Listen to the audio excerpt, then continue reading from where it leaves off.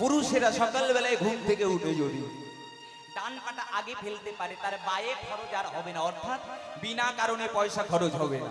আপনি ইনকাম করে আনছেন, ধরে রাখতে পারছেন না, নানান কারণে খরচা হয়ে যাচ্ছে, বাড়িতে সংসারে ঝামেলা রোগ ব্যাধি লেগে আছে। পুরুষেরা সকালবেলায় ঘুম থেকে উঠে যদি আগে ডান পাটা মাটিতে রাখতে পারে বাবা, তাহলে তার ভাগ্যে দুয়ার খুলে যায়। প্রত্যেক দিন যদি পুরুষেরা সকালবেলায় ঘুম থেকে উঠে সর্বপ্রথম সূর্য প্রণাম করতে পারে, ওম জবা কুসুম সংকার সংকাশ্য প্রিয়ং মহাদ্রুতি ধ্যান তারি সর্বপাপগ্ন পুনতস্মৈ দিবাকরো নমস্তুতে, এই মন্ত্রটা বলে ওই যে তিলকটার নাম বললাম, হলুদের গুঁড়ো আর চন্দনের গুঁড়ো গঙ্গা জল দিয়ে গলিয়ে যদি তিলকটা ধারণ করতে পারে মা, স্বামীর ভাগ্য খুলে যাবে, পুরুষের ভাগ্য খুলে যাবে, পুরুষের ভাগ্য পরিবর্তন হয়ে যাবে, জীবনের বাধা চলে যাবে, প্রত্যেকটা মানুষ বশ হবেই হবে তার। কেন? ত্রিলোক, যার কপালে ত্রিলোক থাকে, তিনটে লোক তার বশ হয়ে যায়। এই মর্তধাম, স্বর্গধাম, পাতাল ধাম। ও বাবা, মর্তের মানুষের জন্যই তো যত জ্বালা, এই মানুষের জন্যই তো যত বিপদ। মর্তে আসে মানুষ মরতে, একটা মানুষ আর একটা মানুষকে খুন করে, কাটাকাটি করে, হানাহানি করে, ভাই ভাই মিল নেই, বাবাতে ছেলেতে গন্ডগোল, বাবাকে ছেলে খেতে দেয় না। বলছে এই মর্তের মানুষ তোমার বশ হবে কি করে?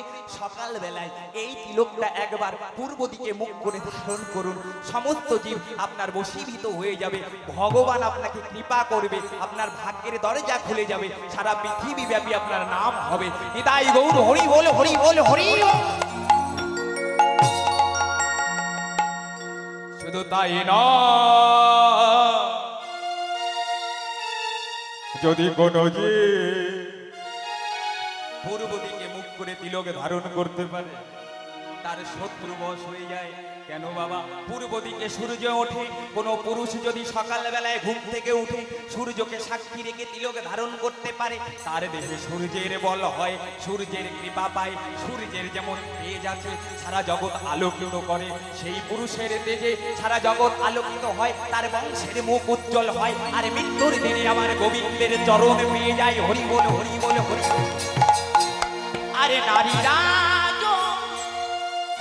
উত্তর দিকে মুখ করে তিলক পড়ে, সেই নারী স্বামীর অকাল মৃত্যু হয় না, অকাল মৃত্যু হয় না। শুনে নাও না, কোন নারী যদি ঘুম থেকে উঠে স্নান করে উত্তর দিকে মুখ করে তিলক ধারণ করে, তার স্বামীর অকাল মৃত্যু হয় না। কেন? শুনে নাও, মানুষ মারা গেলে পারে উত্তর দিকে মাথা দিয়ে শুয়ে দেয় না বাবা? দেয় তো মা, দেয় তো বাবা। কেন? উত্তর দিকে ধাম আর দক্ষিণ দিকে হচ্ছে নরক ধাম, তাই উত্তর দিকে মুখ করে নারীরা তিলক করলে পারে তার স্বামীদের জীবনে স্বর্গ সুখ নেমে আসে, সেই বাড়িতে অশান্তি হয় না, সেই বাড়িতে মা লক্ষ্মীর কৃপা হয়। আর কি বলছে? স্বামী স্ত্রীর মধুর মিলন হয়। যে বাড়িতে স্বামী স্ত্রীর মিল আছে সেই বাড়িতে শান্তি আছে, যে বাড়িতে শান্তি আছে সেই বাড়িতে আমার গোবিন্দ আসে, আর যে বাড়িতে গোবিন্দ আসে সেই বাড়িটা বৃন্দাবন হয়ে যায়। হরি বল, হরি বল, হরি বল। তাই মায়েরা, আপনারা যদি সকালবেলায় ঘুম থেকে উঠে এই তিলকটা ধারণ করতে পারেন, তাহলে আপনাদের মঙ্গল হবে, আপনাদের সংসারের মঙ্গল হবে, আপনার পুত্রের মঙ্গল হবে, আপনার সুখে থাকবেন, শান্তিতে থাকবেন। তবে বলতে পারেন না, আমার কাছে তো চন্দনের গুঁড়ো নাই, আমার কাছে হলুদের গুঁড়ো নাই, তাহলে আমি সেই তিলক ধারণ করব। এই মাসে প্রত্যেকের বাড়িতে তুলসী বৃক্ষ আছে, ওই তুলসী বৃক্ষের তলার মাটি নেবে, তুলসী বৃক্ষের তলার মাটি নিয়ে একটু চন্দনের গুঁড়ো দেবে মা। চন্দনের গুঁড়ো দিয়েই গঙ্গা জল দিয়ে ভালো করে গলিয়েই যদি গুরু ব্রহ্মা, গুরু বিষ্ণু, গুরুদেব মহেশ্বর বলে এই তিলকটা ধারণ করতে পারো মা, তাহলেও তোমার গোবিন্দের কৃপা হবে। তুমি যেখানেই যাবে তোমার মুখ দেখে সবাই তোমার বশীভূত হয়ে যাবে। তোমার কাজ কর্মে উন্নতি হচ্ছে না, সব কিছু তো বাধা বিঘ্ন, তোমার কেস চলছে, জমি জায়গা নিয়ে গন্ডগোল চলছে, সংসারে অশান্তি, শত্রু আপনাকে জ্বালিয়ে খাচ্ছে। এই বৈশাখ মাসের দিন কালকে থেকে শুরু করে দেবে, তুলসী তলায় একটা ঘিয়ের প্রদীপ নেবে মা, ওই ঘিয়ের প্রদীপের ভেতরে একটু কালো তিল দেবে, একটু আখের গুড় দেবে, আর একটু লবণ দেবে, দিয়ে তুলসী তলায় উত্তর দিকে মুখ করে আপনার শত্রুর নাম করে, আপনার যে বিপদ আছে সেই বিপদের নাম করে আপনি যদি জ্বালিয়ে দিতে পারেন, 3 মাসের ভিতরে আপনি সেই কাজে সাকসেস হবেন, হবেন, হবে। নিতাই গৌর হরি বল, হরি বল, হরি বল। এই কর্মগুলো করুন, দেখবেন আপনাদের ভাগ্য পরিবর্তন হয়ে যাবে। আপনার বিপদের ভয়, আপনার সন্তানকে নিয়ে চিন্তা, প্রত্যেক দিন সকালবেলায় ওই তুলসী তলার মাটি আপনার সন্তানের একটু মাথায় দিন, আপনার সন্তানের কৃষ্ণ ভক্তি হবেই হবে। সেই অবাধ্য সন্তান আপনার বশীভূত হয়ে যাবে আমার গোবিন্দের কৃপায়। হরি বল, হরি বল, হরি বল।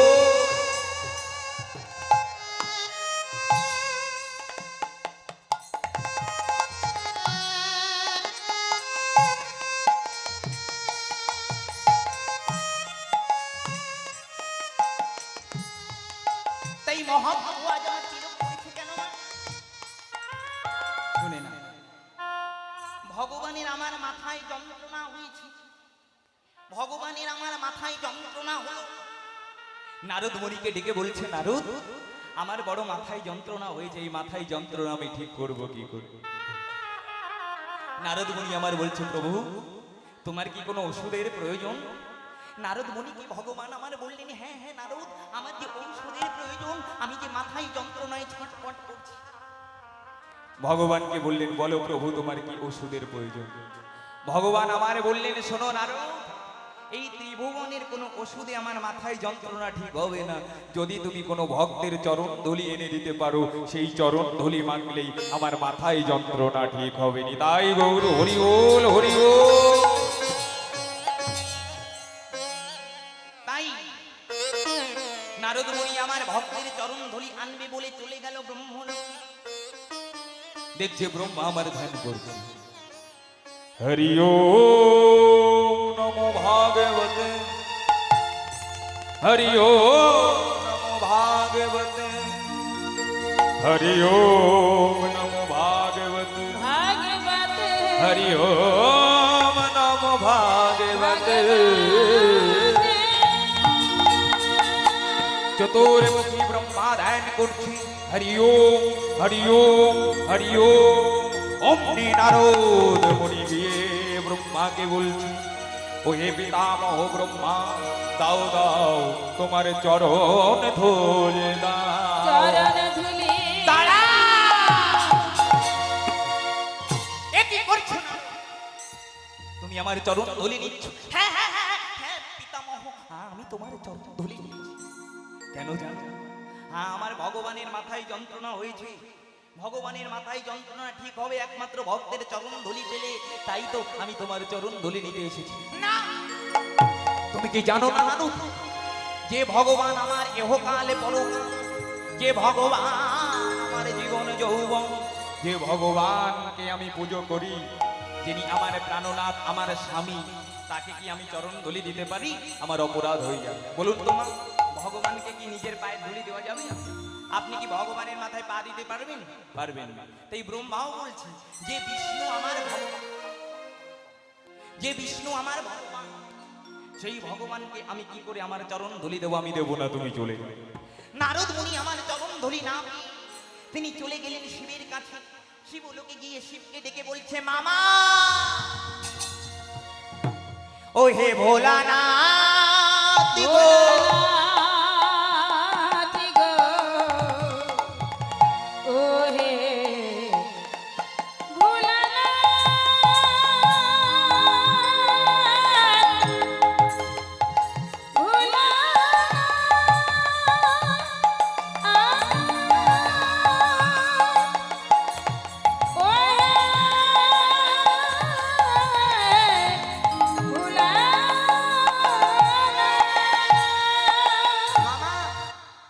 আমাকে চরণ ধুলি দাও।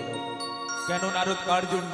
আমাদের ভগবান বিষ্ণুর মাথায় যন্ত্রণা হয়েছে, সে বলেছে কোন ভক্তের চরণ ধুলি পেলে তার মাথায় যন্ত্রণা ঠিক হবে। মামা তুমি তো পাঁচ মুখে পঞ্চমুখে দিবানিশি নারায়ণের ধ্যান করো, তুমি তো বড় ভক্ত, তুমি তোমার চরণ ধুলি দাও। ভোলানাথ আমার বললেন, দাঁড়াও নারদ, হবে না হবে না।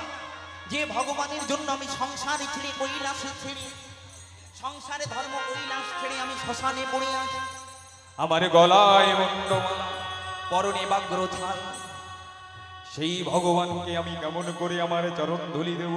আমি দিতে পারবো না। যে আমার ইষ্ট দেবতা, তাকে আমি চরণ ধুলি কি করে দেব? আমার অপরাধ হয়ে যাবে, তুমি চলে যাও। নারদ মুনি আমার নিরুপায় হয়ে কোথাও যখন চরণ ধুলি পেল না মা, তিনি চলে এলেন বৃন্দাবনে।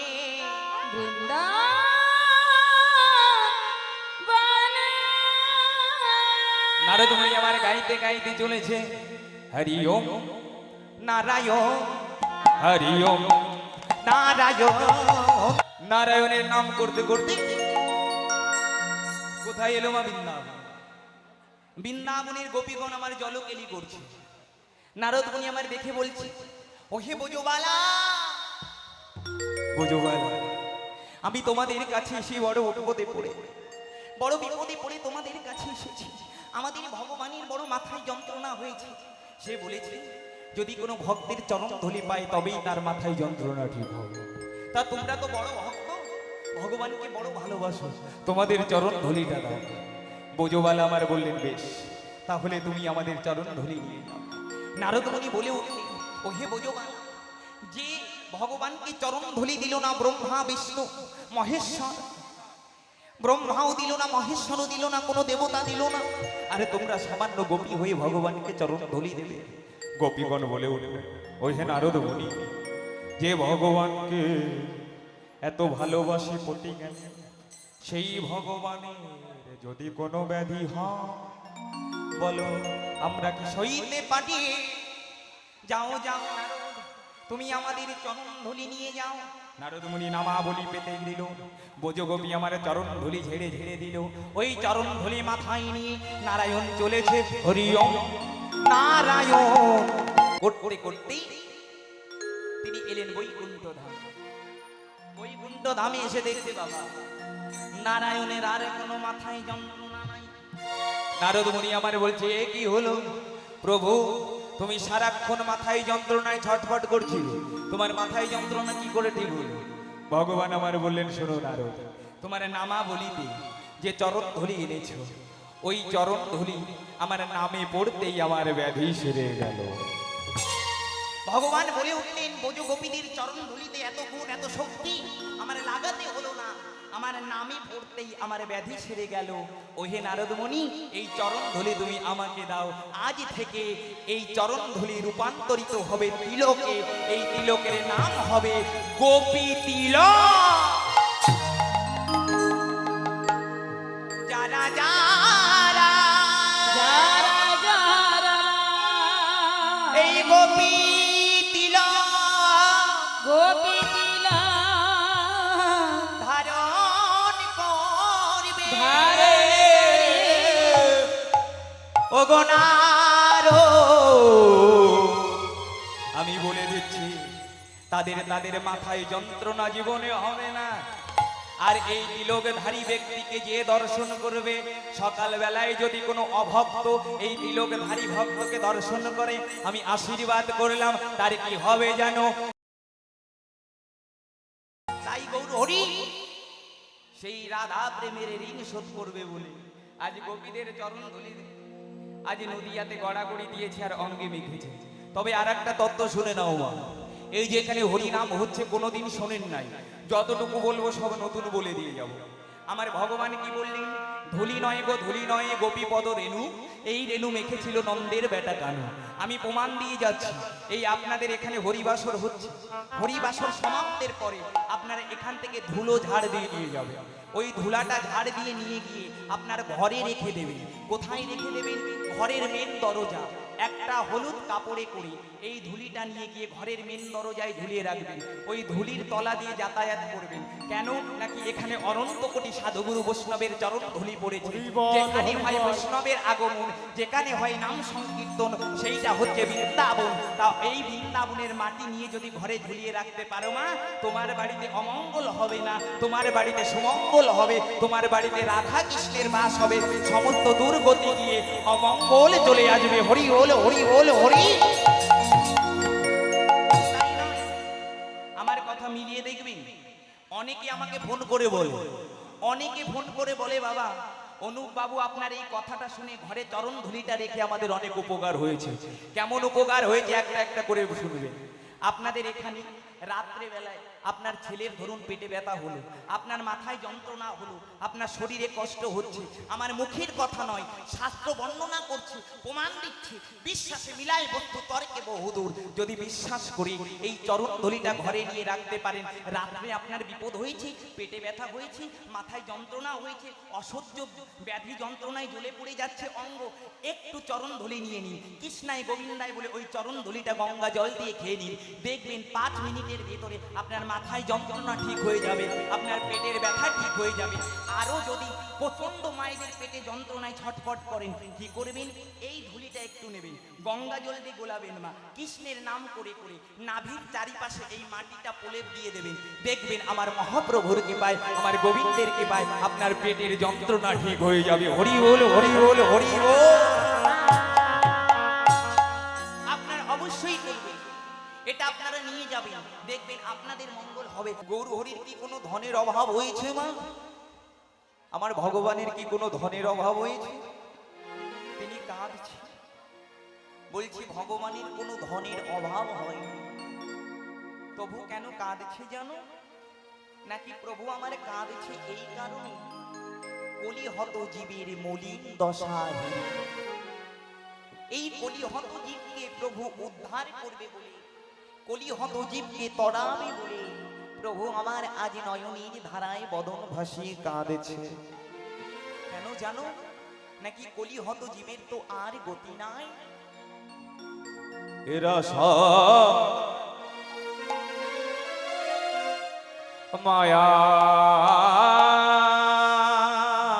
মায়ার বালি, মাথায় দিয়ে আমার করে এরা কামের ঘুমে ঘুমায়ে আছে, কলিহত জীব জানে এরা আমার করে, আমার বাড়ি, আমার গাড়ি, আমার টাকা, আমার পয়সা সবকিছু আমার করে এরা ভগবানকে ভুলে গিয়ে এরা মায়াতে মগ্ন হয়ে পড়ে রইল। তাই এই কলিহত জীবের দশা কি হবে? এই কলিহত জীব উদ্ধার হবে কি করে? তাই কলিহত জীবের মলিন দশা হিরে প্রভু আমার কাঁদছে, এই কলিহত জীবকে উদ্ধার করবে বলে। তাই প্রভু আমার, এটা হচ্ছে বহিরঙ্গ ভাব, আর অন্তরঙ্গ ভাব কি বাবা? নাকি তিনি রাধা প্রেমে ঋণী হয়েছে। ভগবান আমার রাধা প্রেমে ঋণী হয়েছে, তাই রাধা প্রেম শোধ করবার জন্য তিনি নবদ্বীপে অবতীর্ণ হয়ে আজ হা কৃষ্ণ বলে কেঁদে বেড়াচ্ছে। ভগবান আমার রাধা প্রেমে ঋণী হয়ে গেল, সেই রাধা প্রেম শোধ করবে বলে প্রভু আমার কাঁদছে। কই ছন রাধা প্রেমা, কই ছন মাধুরীমা, কই ছন সুকটু হাভো, এ তিন বাঞ্ছিত ধন বোঝে না পাইয়া এরো, কি কহিব না পাইলাম এ, ভাবিয়া দেখিন মনে তোহার স্বরূপ বিনে, এ বাঞ্ছা পূর্ণ নহে কবু। তাই তোহা ভাব কান্তি ধরি, তোহা প্রেম গুরু করি, নদিয়াতে হইব উদয়। প্রভু আমার রাধা প্রেমে ঋণী হয়ে সেই ঋণ শোধ করবে বলে তিনি আজ নদিয়াতে কেঁদে কেঁদে বেড়াচ্ছে বাবা। তবে কেমন রাধা প্রেমে ঋণী হলো ভগবান, কেমন ঋণী হয়েছে শুনুন বাবা। একদিন ভগবান আমার রাধারানীর কাছে এসে বলছি, ওগো রাধে, ওগো প্রেমময়ী রাধারানী, তুমি কি বলতে পারো, তুমি কি বলতে পারো, তুমি কি বলতে পারো জগতের এত ভক্ত কৃষ্ণ কৃষ্ণ বলে ডাকে, আমি তাদের ডাকে সাড়া দিই না, আর তুমি একবার ডাকলেই আমি তোমার কাছে ছুটে আসি, তুমি কেমন করে আমাকে ডাকো একবার বলে দাও রাধারানী। রাধারানী আমার বললেন, শোনো বধূ, তুমি যদি জানতে চাও আমি তোমাকে কেমন করে ডাকি, তাহলে তোমার ভগবান থাকলে হবে না। ভক্তরা যে তোমাকে কেমন করে ডাকে এ তো কেবলমাত্র ভক্তরাই জানে। এ তো কেবলমাত্র ভক্তরাই জানে ভগবানকে ভক্তরা কত ভালোবাসে। কিন্তু তুমি তো ভগবান, তুমি ভগবান হয়ে জানবে কি করে ভগবানকে কেমন করে ডাকতে হয়? বাবা ওমা, রাজা হয়ে কি কখনো জানা যায় ভিখারিরা কেমন করে থাকে? জানতে পারবে বাবা? ওই রাজার তো ভিখারিরা কেমন থাকে জানতে গেলে ভিখারি সাজতে হবে, তাই তো? ভিখারি না হলে তো ভিখারিরা কেমন করে থাকে জানা যাবে না। তাই রাধারানী বলছি ভক্তরা তোমাকে কেমন করে ডাকে প্রভু তোমার জানতে গেলে তোমার যে ভক্ত হতে হবে। ভক্ত না হলে তুমি জানতে পারবে না তোমার ভক্তরা কেমন করে তোমাকে ডাকে, কেমন করে তোমাকে ভালোবাসে। সেই গোবিন্দ আমার বললেন ওগো রাধে, তাহলে ভক্ত হতে গেলে আমার কি করতে হবে? ভগবানকে অমনি রাধারানী বলে উঠলেন ভক্ত হতে গেলে তোমার আগে ভক্ত সঙ্গ করতে হবে। হরি বল, হরি হরি বল। ভক্ত সঙ্গ না করলে পারে তুমি ভক্ত হতে পারবে না। কেন? নাকি স্কুলে ভর্তি না হলে তো বাবা পড়াশোনা শেখা যায়। পড়াশোনা শিখতে গেলে তো স্কুলে ভর্তি হতে হবে, আর ভক্ত হতে গেলেও তো ভক্ত সঙ্গ করতে হবে, না হলে ভক্ত হবে কি? তাই গোবিন্দ আমার বলে উঠলেন রাধে, এই ভক্ত সঙ্গ করতে গেলে আমি কোথায় যাব? তখন রাধারানী বললেন ভক্ত সঙ্গ করতে গেলে ভক্ত হয়ে নদীয়াতে তোমার চৈতন্য হয়ে উদয় হতে হবে। সেদিন তুমি জানবে ভক্তরা তোমায় কত ভালোবাসে। হরি বল, হরি বল, হরি বল। তাই সেই ভগবান রাধা প্রেম জানবে বলে রাধা প্রেমের সুখ নেবে বলে, আর ভক্তরা কৃষ্ণ বলি কেঁদে কি সুখ পায়। এই সুখ নেবে বলে, তিনটে বস্তু জানবে বলে প্রভু আমার রাজা থেকে বাবা ভিখারি হয়ে ধোলায় গড়াগড়ি দিচ্ছে। এই যে দুটো কারণ। আরেকটি কারণ কি? পৃথিবীতে এত জায়গা থাকতে বাবা মহাপ্রভু আমার নবদ্বীপে সুরধনির তীরে তিনি ওই ধুলা মেখে কৃষ্ণ নাম বিতরণ করলেন, তাই তো মা? পৃথিবীতে তো মালদাও জায়গা আছে, এই মালদাতে তো গৌর হরি আমার ধুলায় গড়াগড়ি যায় না। উত্তর 24 পরগনায় তো গড়াগড়ি যায় নাই, বীরভূমে তো গড়াগড়ি যায় নাই, আমেরিকা, লন্ডন, দিল্লি, ইল্লি, বোম্বে, কলকাতায় তো ভগবান গড়াগড়ি যায় নাই। তবে নবদ্বীপেই কেন গড়াগড়ি গেল? এবারে তত্ত্বর ভিতরে প্রবেশ করবো, শুনে নাও মায়েরা। কথা বললে আমি বলবো না, মায়েরা যদি কথা বলো আমি তত্ত্ব বলবো না কিন্তু। চুপ করো মা, চুপ করো। ও মায়েরা, এত কিসের ঝগড়া হচ্ছে গো? চুপ করো মা। আমার সোনা মারা চুপ করো মা। হরি বল, হরি বল। এত কথা বললে কিন্তু গন্ডগোল হয়ে যাবে। কথা বললে কিন্তু কীর্তনের রস নিতে পারবে না। শোনো মা, মহাপ্রভু নবদ্বীপে অবতীর্ণ হয়ে কেন ধুলামি গেছে? আর তিলক ধারণ করলে কি হয়? তিলক ধারণ করবার সঠিক নিয়ম কি? এই যে মায়ের, আমি সত্যি তত্ত্ব বলবো না বলে দিলাম। এই বাবা এদিকে ঠান্ডা করো।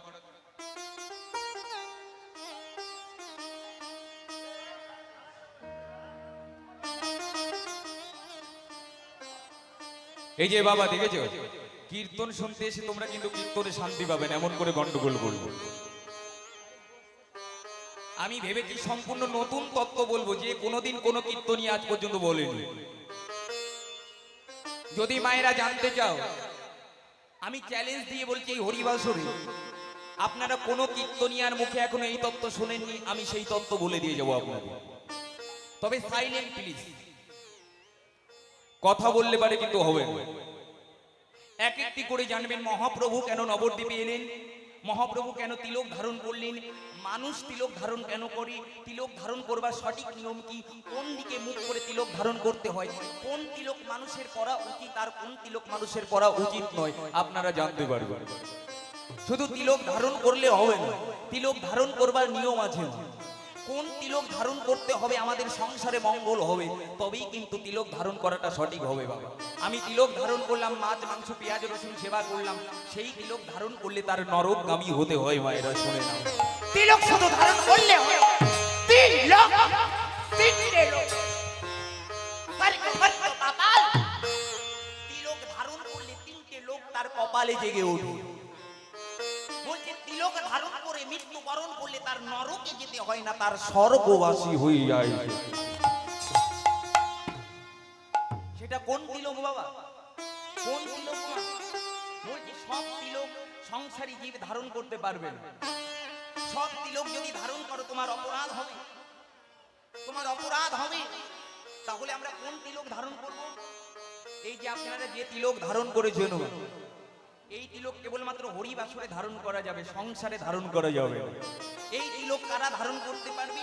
আপনারা যে তিলকটা কপালে ধারণ করেছেন, আমি যে তিলকটা কপালে ধারণ করেছি মা, এই তিলকটার নাম হচ্ছে গোপী তিলক। এই গোপী তিলকের নাম গোপী তিলক হলো কেন বাবা?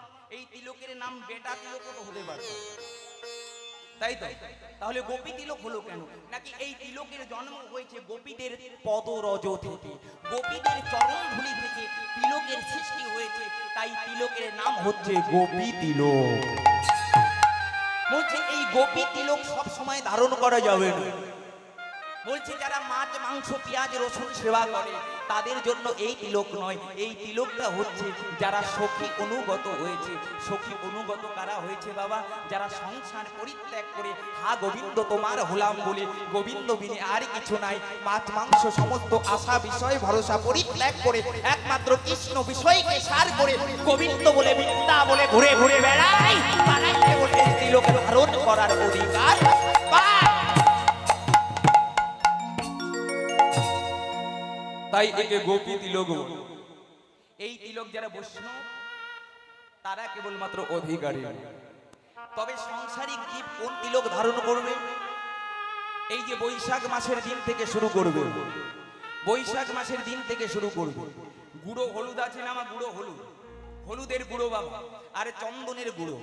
হলুদের গুঁড়ো আর চন্দনের গুঁড়ো গোলাপ জলের সঙ্গে মিশিয়ে, যদি গোলাপ জল না থাকে তাহলে গঙ্গা জলের সঙ্গে মিশিয়ে মা কৃষ্ণায় গোবিন্দায় বাসুদেবায় দৈবকী নন্দনায় নম বলে যদি নারীরা উত্তর দিকে মুখ করে এই তিলকটা ধারণ করতে পারে, বলছে তার ভাগ্যের দুয়ার জনমের মতো খুলে যাবে। নিতাই গৌর হরি বল হরি বল হরি বল। হরি বল। আরে পুরুষ যারা যদি সকাল বেলায় ঘুম থেকে উঠে বাসি বিছানা পরিত্যাগ করে, পুরুষ যারা পুরুষ তারা ডান পা মাটিতে ফেলবে। পুরুষ ঘুম থেকে উঠে ডান পা মাটিতে ফেলতে হয়, না হলে অমঙ্গল হয়ে যায়। পুরুষের শুভ দিক হচ্ছে ডান দিক, আর নারীদের শুভ দিক হচ্ছে বাম দিক। তাই সকাল বেলায় ঘুম থেকে উঠে যদি কোনো পুরুষ সর্বপ্রথম ডান পা আগে ফেলতে পারে, সে যাই ইনকাম করুক না কেন সবই তার ডানে যাবে। তার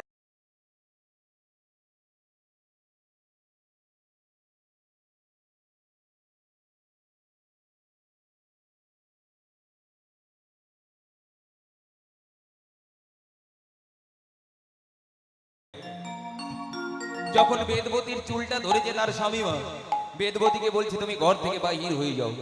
এখানে বাবারা শুনে নাও, যদি কোনো পুরুষ নারীর চুলে হাত দেয় তাহলে তার কি হয় শুনে নাও। আর মায়েরা তোমরা শুনে নাও, নারীর চুলে পুরুষের হাত দিলে কি ক্ষতি হয়।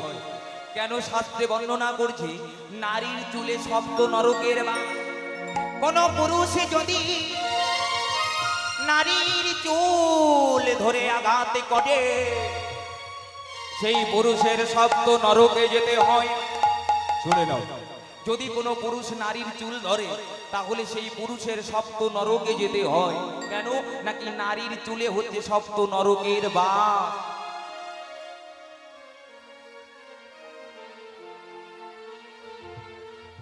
নারীর চুলে সপ্ত নরকের বাস।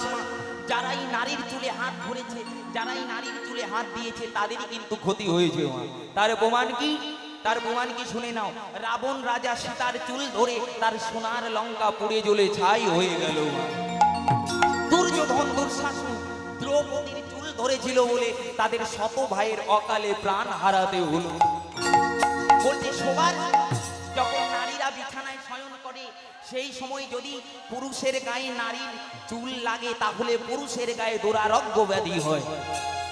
তবে মা শোবার সময় নারীদের চুল পুরুষের গায়ে লাগতেই পারে, তাহলে কিভাবে শুলে আপনাদের অপরাধ হবে না, আপনাদের পুরুষের ক্ষতি হবে না?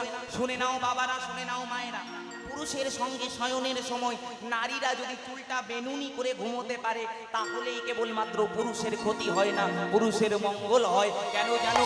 ত্রিবেণী নারীরা যদি বেনুনি করে এই বেনুনিতে তিনটে তীর চলে আসে, তাই তাকে ত্রিবেণী বলা হয়। বলছেন নারীরা বেনুনি করে শয়ন করলে পারে সেই চুল যদি পুরুষের অঙ্গে ছোঁয়া লাগে পুরুষের কোনো ক্ষতি হয় না, পুরুষের মঙ্গল হয়ে যায়। তবে একটা কথা বলি মা, আপনারা যখন স্বামীর সঙ্গে শয়ন করবেন কোন দিকে শয়ন করবেন? নারীরা পুরুষের বাম দিকে শয়ন করতে হয়। কেন? নারী হচ্ছে পুরুষের অর্ধাঙ্গিনী। কোনো পুরুষ যদি নারীর ডান দিকে শয়ন করে তাহলে সেদিন থেকে সেই নারী পুরুষের মা হয়ে যায়। শুনে নাও বাবারা, পুরুষ শয়ন করতে গেলে নারীর বাম দিকে শয়ন করতে হবে। যদি ডান দিকে শয়ন করে সেদিন থেকে সেই নারী পুরুষের মা হয়ে যায়। কেন?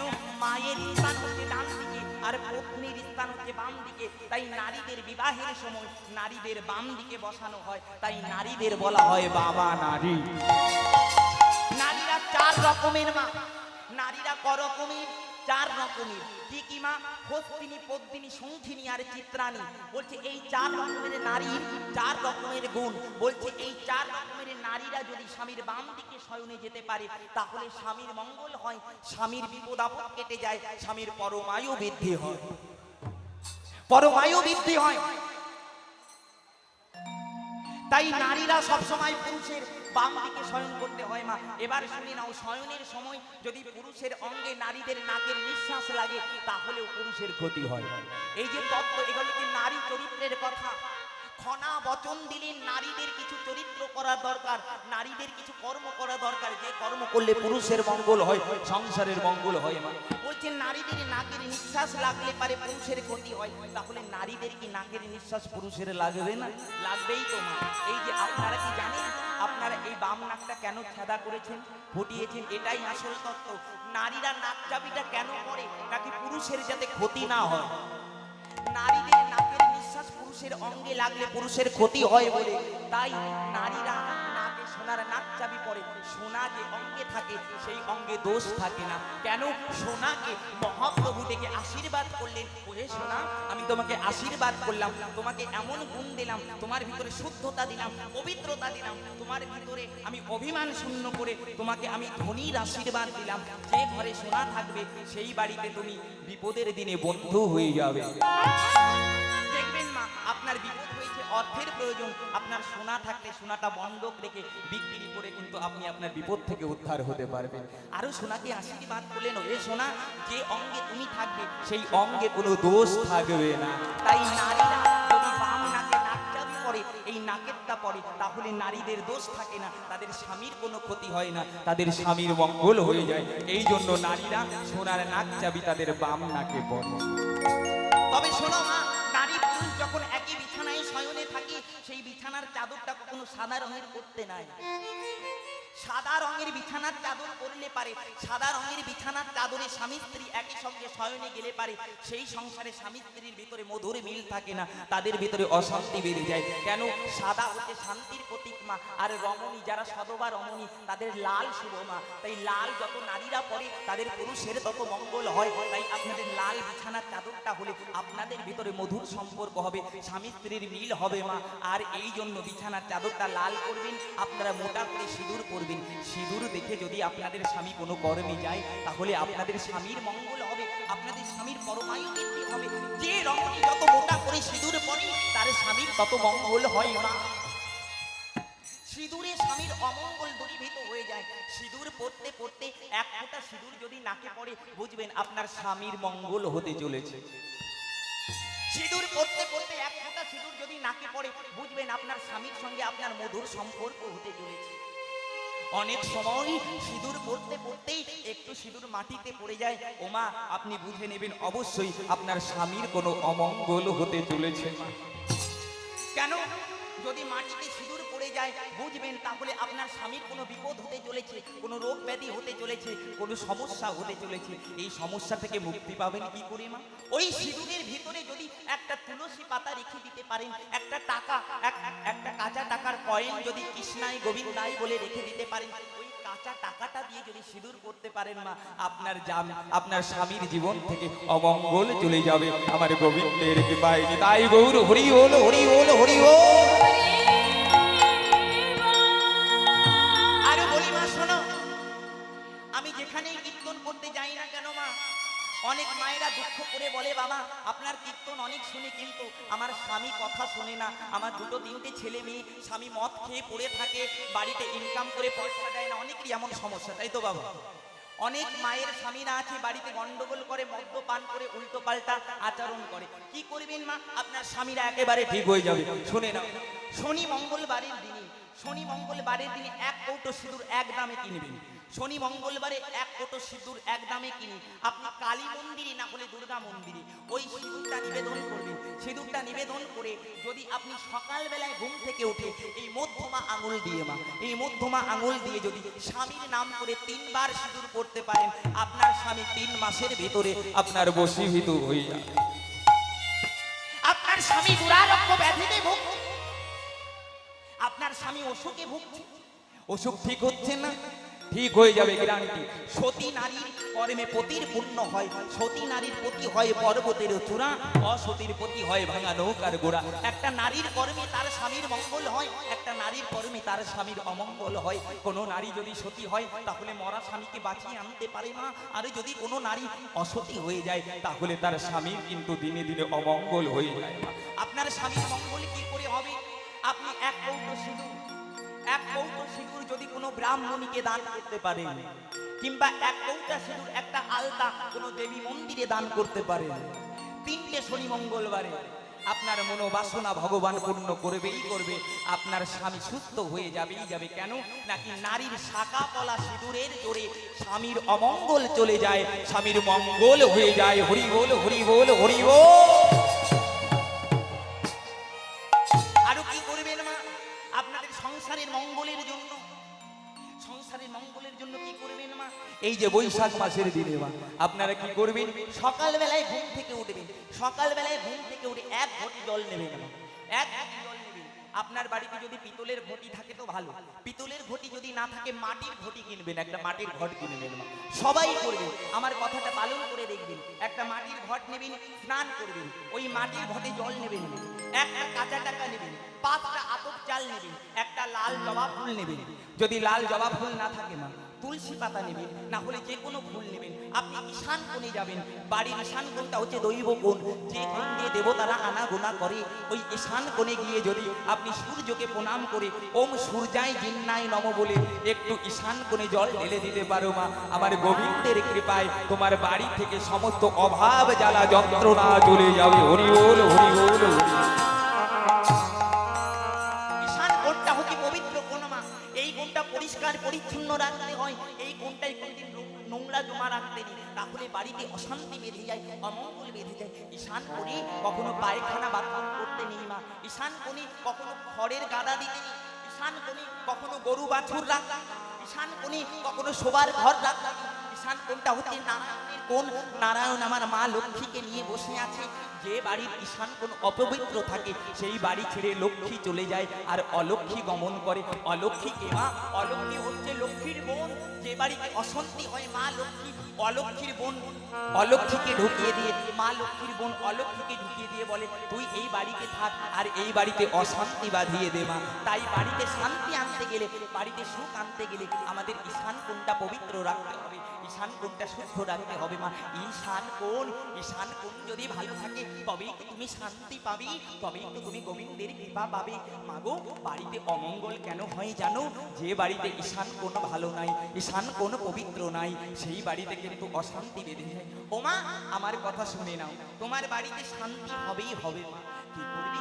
ঈশান কোণে একটা তুলসী বৃক্ষ লাগিয়ে দেবে, দেখবে তোমার বাড়িতে সুখ শান্তির অভাব হবে না, তোমার বাড়িতে বিপদ হবে না, অমঙ্গল হবে না। আমার রাধা গোবিন্দের কৃপা হবে। নিতাই গৌর হরি বল হরি বল হরি বল। তাই নিজের স্ত্রীর চুল ধরলো। বেদবতী আমার মনে মনে ভাবছে, এই প্রাণ আমি রাখবো না।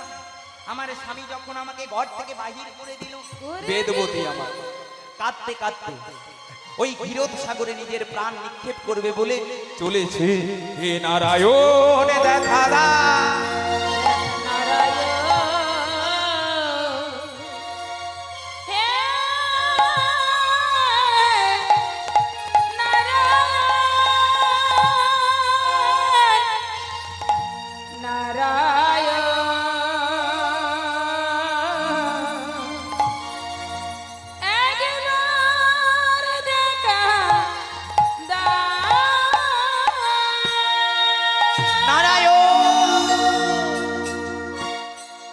দেখা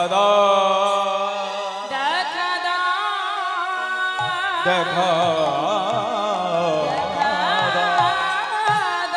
নারায়ণ নারায়ণ বলে যেই ক্ষীরোদ সাগরে প্রাণ নিক্ষেপ দিয়ে যাবে, অমনি ভগবান শঙ্খ চক্র গদা পদ্মধারী নারায়ণ চতুর্ভুজ হয়ে বলছে, বেদবতী গো মরনা। তুমি মরো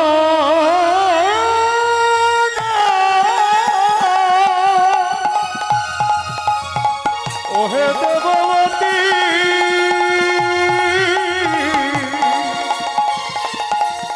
ওহে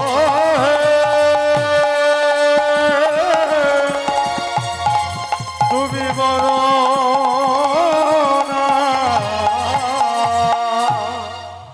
বেদবতী তুমি মরো না।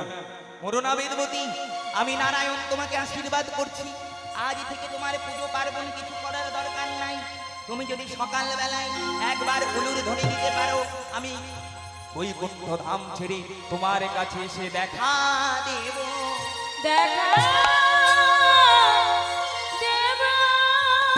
ওহে বেদবতী, তুমি মরনা বেদবতী।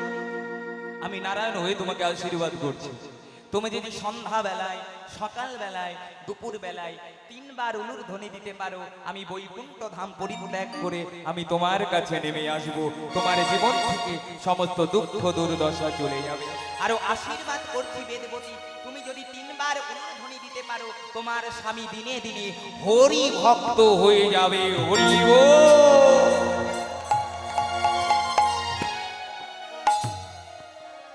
তাই যে সমস্ত মায়েদের স্বামীরা কৃষ্ণ ভক্ত নয়, হরি ভক্ত নয়, কথা শোনে না, মায়েরা তিনবার উলুর ধ্বনি দেবেন। কেন? নারায়ণ আশীর্বাদ করলেন, কোন রমণী যদি সকাল বেলায় ঘুম থেকে উঠে পূর্ব দিকে মুখ করে তুলসী বৃক্ষকে দর্শন করে তিনবার উলুর ধ্বনি দিতে পারে, যে নারীর স্বামী হরি ভক্ত নয়, কৃষ্ণ ভক্ত নয়, সেই নারীর স্বামীও হরি ভক্ত, কৃষ্ণ ভক্ত হয়ে যায়।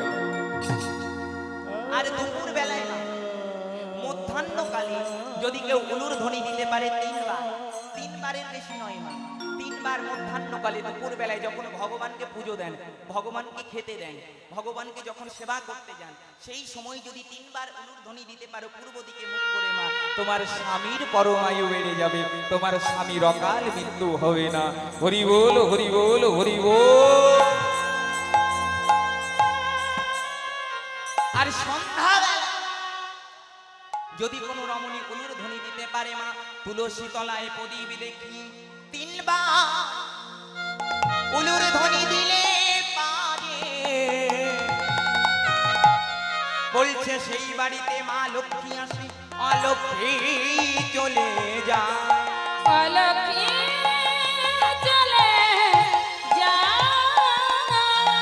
সন্ধ্যাবেলায় তুলসী তলায় একটা প্রদীপ নিয়ে আরতি করে তিনবার উলুর ধ্বনি দেবেন।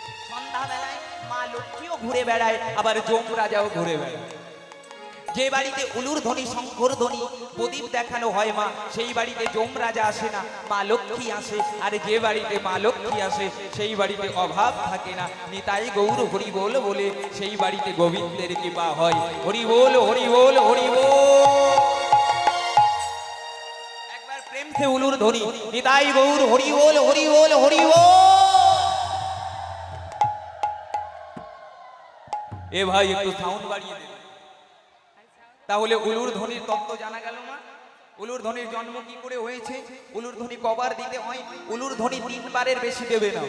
তিনবারের বেশি যদি কেউ উলুর ধ্বনি দেয় সেই বাড়িতে অশুভ শক্তি নেমে আসে আর শুভ শক্তি চলে যায়। 4 বার উলুর ধ্বনি দিলে পারে বাড়িতে অশুভ শক্তি নেমে আসে, স্বামীর অমঙ্গল হবে, সংসারের অমঙ্গল হবে। তাই যখনই আপনারা উলুর ধ্বনি দেবেন 3 বার দেবেন। 3 বার উলুর ধ্বনি দিলে সমস্ত অমঙ্গল চলে যায়। এই হরিবাসরে বারে বারে উলুর ধ্বনি কেন দিতে বলছি মা? এই উলুর ধ্বনি, শঙ্কর ধ্বনি যত দূর যাবে তত দূর জ্বালা যন্ত্রণা রোগ ব্যাধি সব নাশ হয়ে যাবে।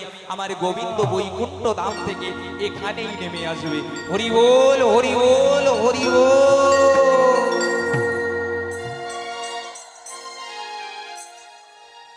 বাহ, খুব সুন্দর। তাই আজ রাধারানী আমার কুঞ্জ সাজায় বসে আছে, প্রাণে গোবিন্দ আসবে বলে, কিন্তু গোবিন্দ আমার এলো না, এলো না, এলো না, কিন্তু গোবিন্দ আমার এলো না। রাধারানী আমার সখীদের গলাটি জড়িয়ে ধরে বলছে, ওরে ললি,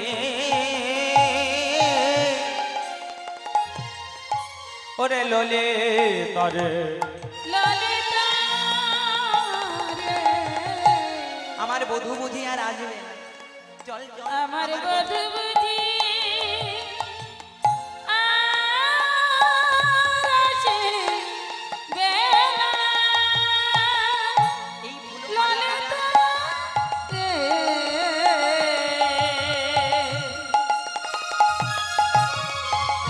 ওরে বিছানা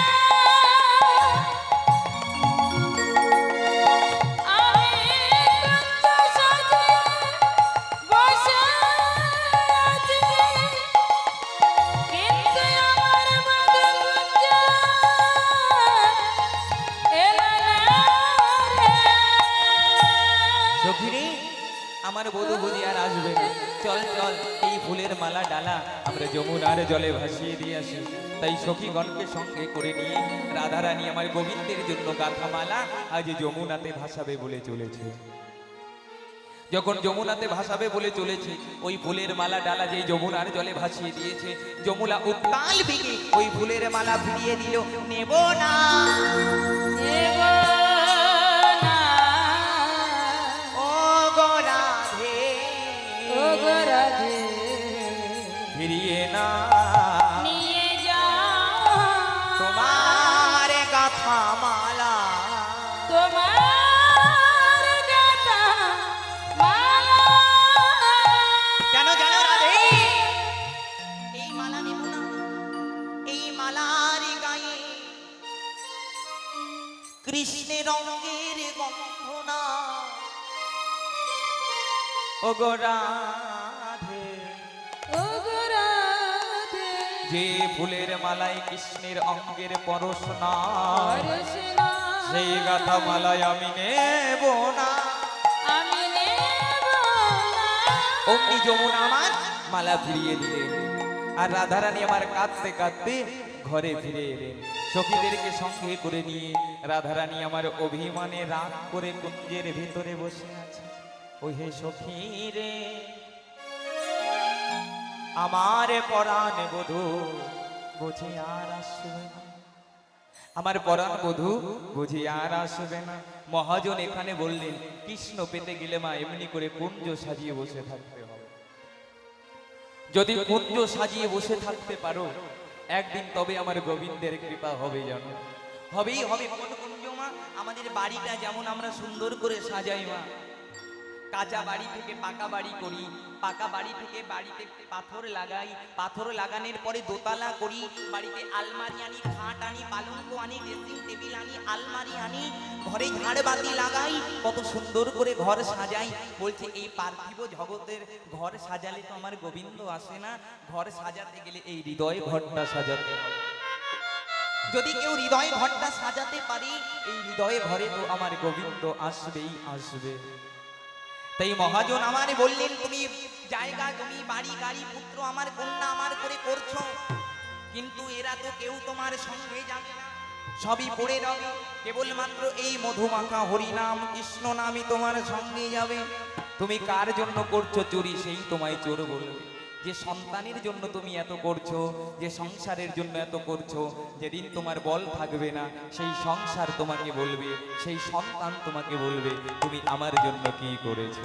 তাই একদিন সব ছেড়ে চলে যেতে হবে মা। আমাদের মাটির তলে ঘর হবে, নয় শ্মশানে আমাদের ঠিকানা হবে।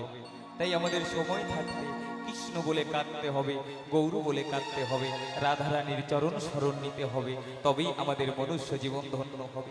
এই মনুষ্য জীবন পেয়েছি মা শুধু ভালো মন্দ খাবার জন্য নয়, এই মনুষ্য জীবন পেয়েছি আমরা হরি ভজন করবার জন্য, কৃষ্ণ ভজন করবার জন্য। কত জনম পরে মনুষ্য জনম মিলে সেই মনুষ্য জীবনে যদি তুমি হরি কথা না বললে, কৃষ্ণ কথা না বললে, তোমার আসা যাওয়াটাই বেকার হয়ে গেল। তুমি যেমনি এলে তুমি তেমনি গেলে।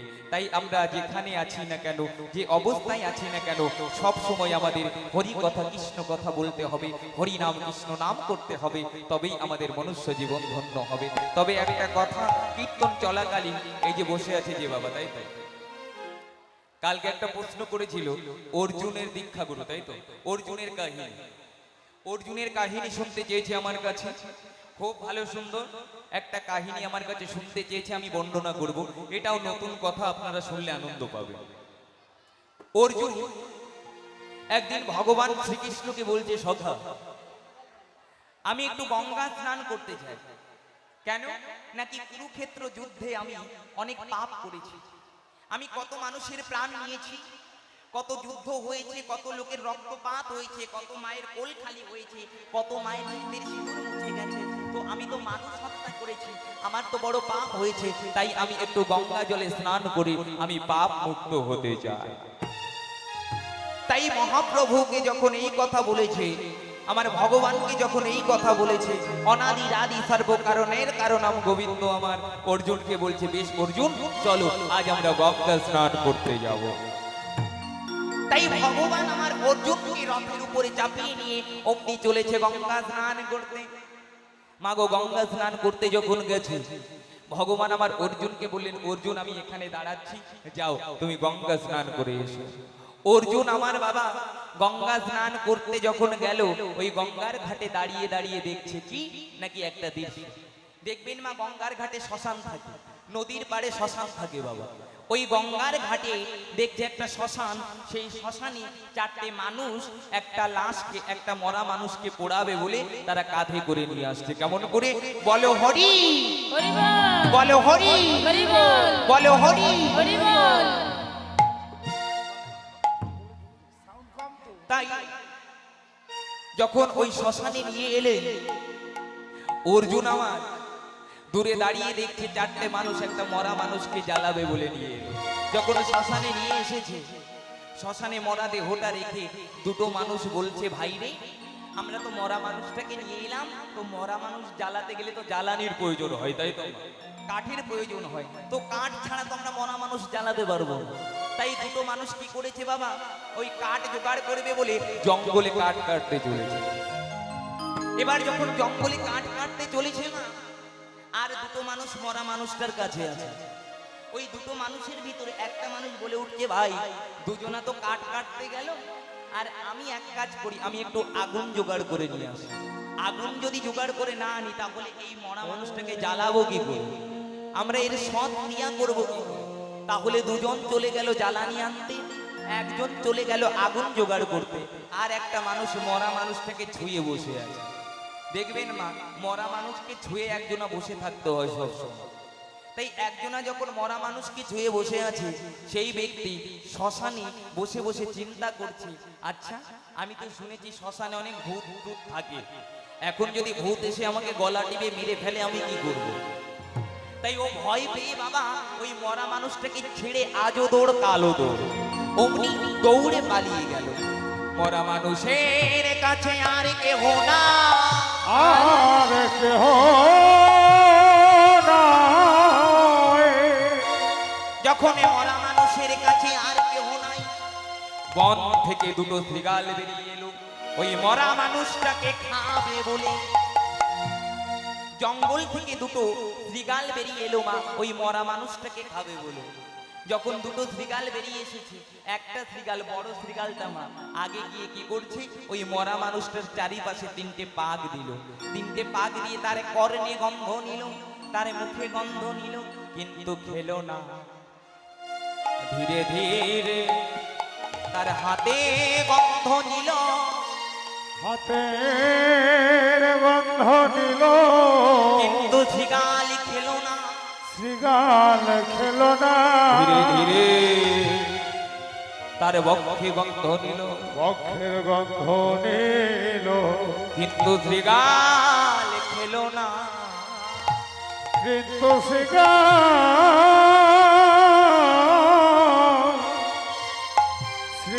খেলো না। তার বদনে গন্ধ নিল, খেলো না। হাতে গন্ধ নিল, খেলো না। বুক বক্ষে গন্ধ নিল, খেলো না। এবারে ধীরে ধীরে তার চরণে গন্ধ নিল, বা চরণে গন্ধ নিল, শ্রীগাল মাংস খেলো না।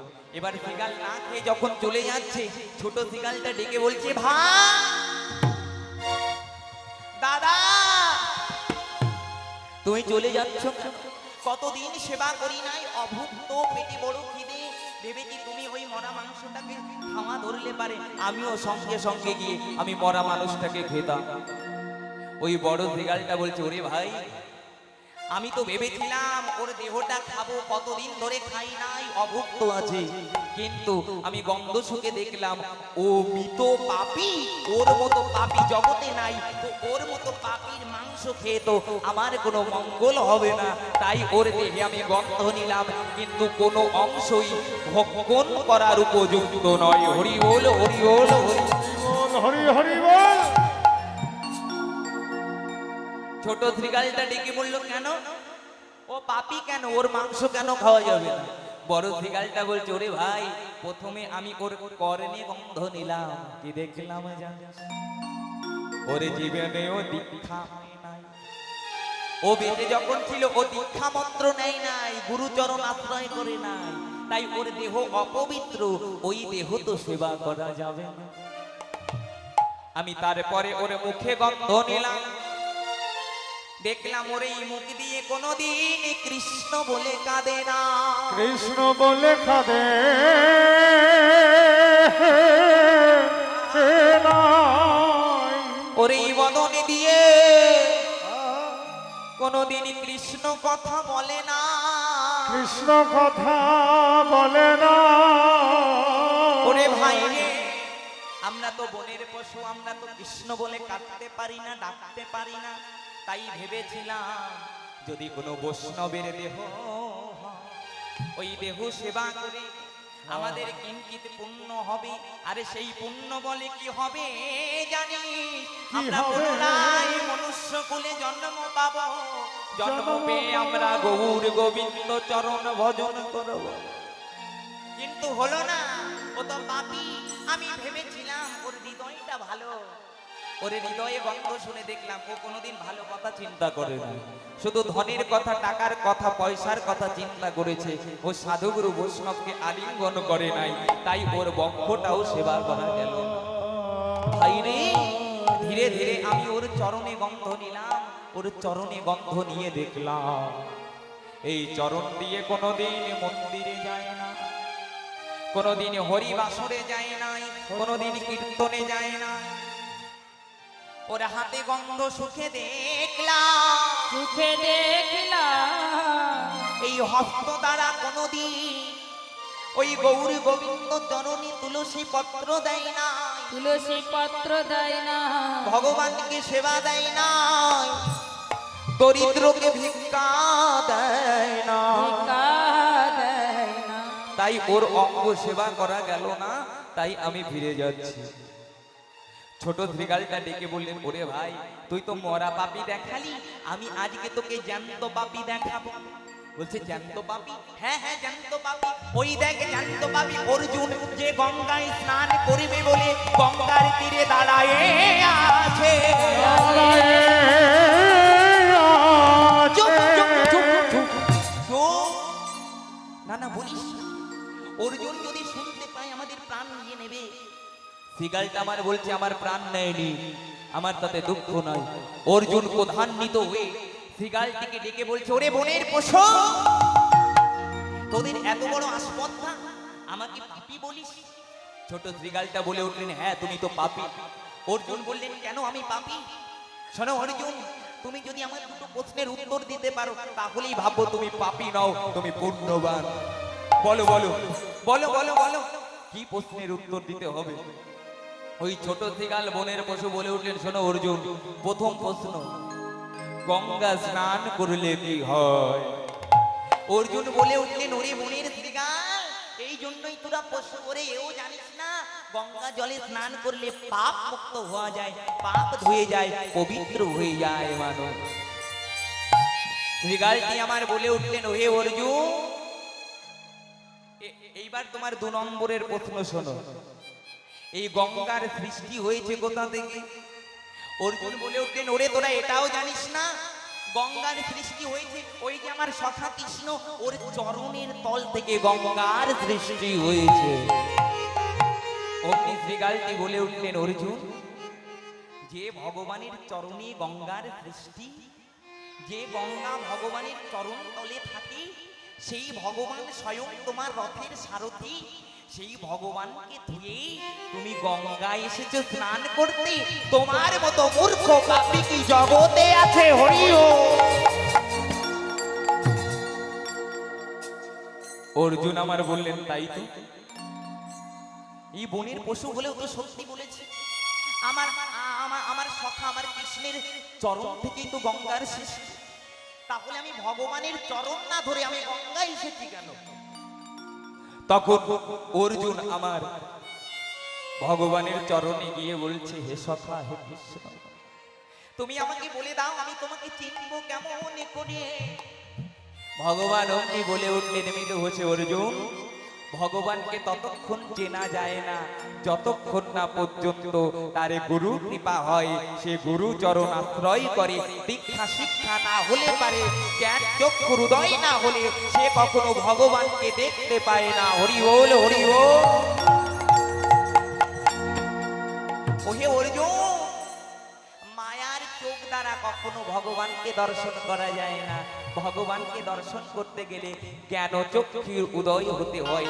জ্ঞান চক্ষু দ্বারা কেবলমাত্র ভগবানকে দর্শন করা যায়। তখন ভগবানের চরণে পতিত হয়ে অর্জুন বলছে, বলো সখা আমি তোমাকে চিনবো কি করি? ভগবান বলে উঠলেন, অর্জুন, তোমার দীক্ষা নিতে হবে। অর্জুন আমার বলে উঠলেন, আমি তেমন গুরু কোথায় পাবো যার কাছে আমি দীক্ষা নেব? দীক্ষা নেব, দীক্ষা নিলে পারে আমার গুরু কৃপা হবে, আরে গুরু কৃপা হলে পারে আমার গোবিন্দ কৃপা হবে, আরে গোবিন্দ কৃপা হলে পারে আমি তোমায় চিনতে পারবো, আরে তোমায় চিনতে পারলে আমার আনন্দ হবে, আর আনন্দ হলে আমার নিরানন্দ দূরে যাবে, আরে নিরানন্দ দূরে গেলে কি হবে জানো? গোবিন্দ কৃপা হবেই হবে। গোবিন্দ কৃপা হবে, হবে। আমার গোবিন্দ কৃপা হবে হবে। বলি নিরানন্দ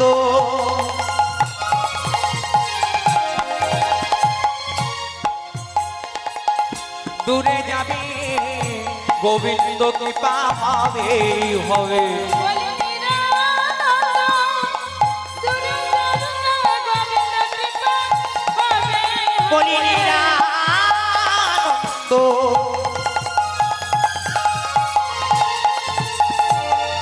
দূরে যাবে, গোবিন্দ কৃপা হবেই হবে।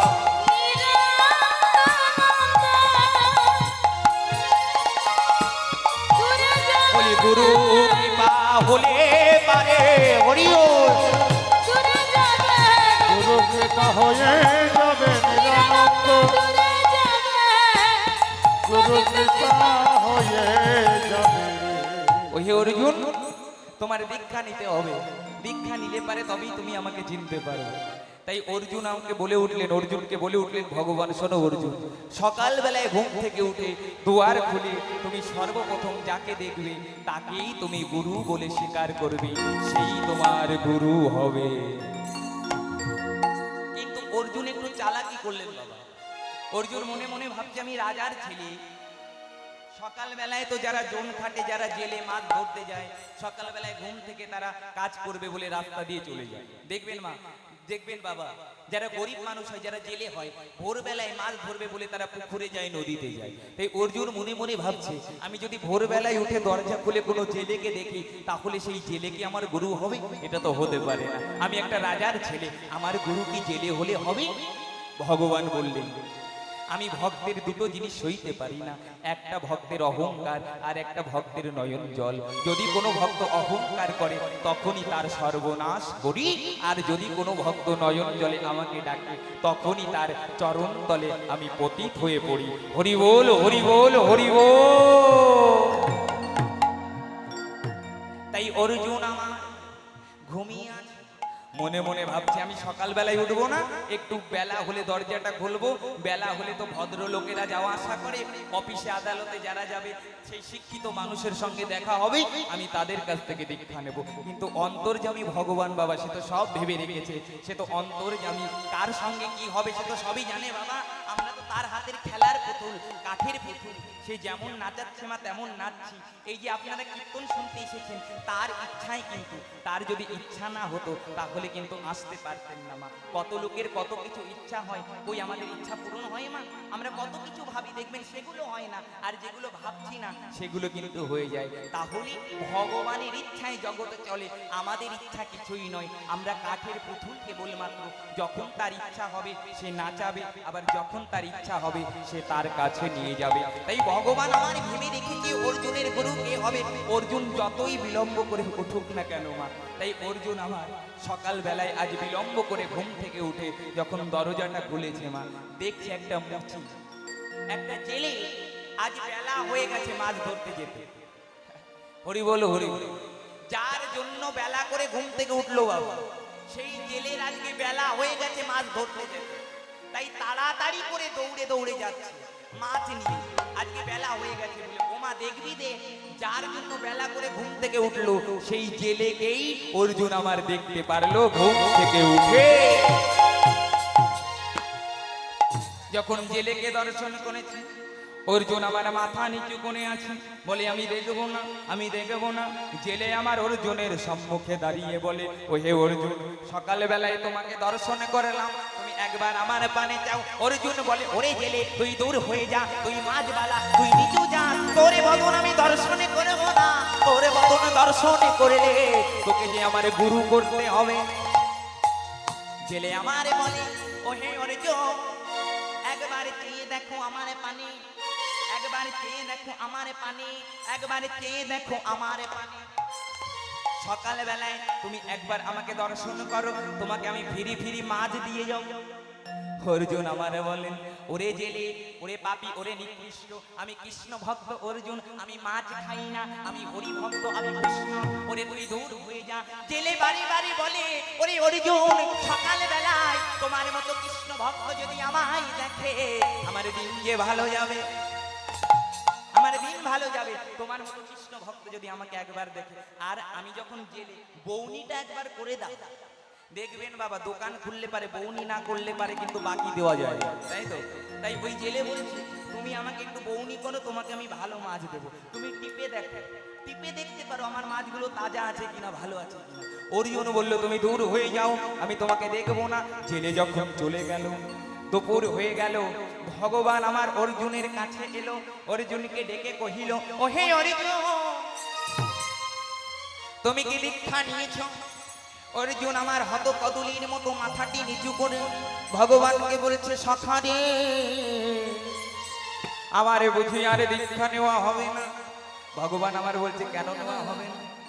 ওহে সখা, তুমি বলেছো সকালবেলায় যার মুখ দেখবে তার কাছ থেকে দীক্ষা নেবে, কিন্তু সকালবেলায় ঘুম থেকে উঠে একটা জেলেকে দেখেছি, ওই জেলে পড়াশোনা জানে না, মূর্খ, ওর গা দিয়ে মাছের গন্ধ বেরোয়। সেই জেলে যদি আমার গুরুদেব হয় সব লোকজন কি বলবে আমি যে রাজার ছেলে।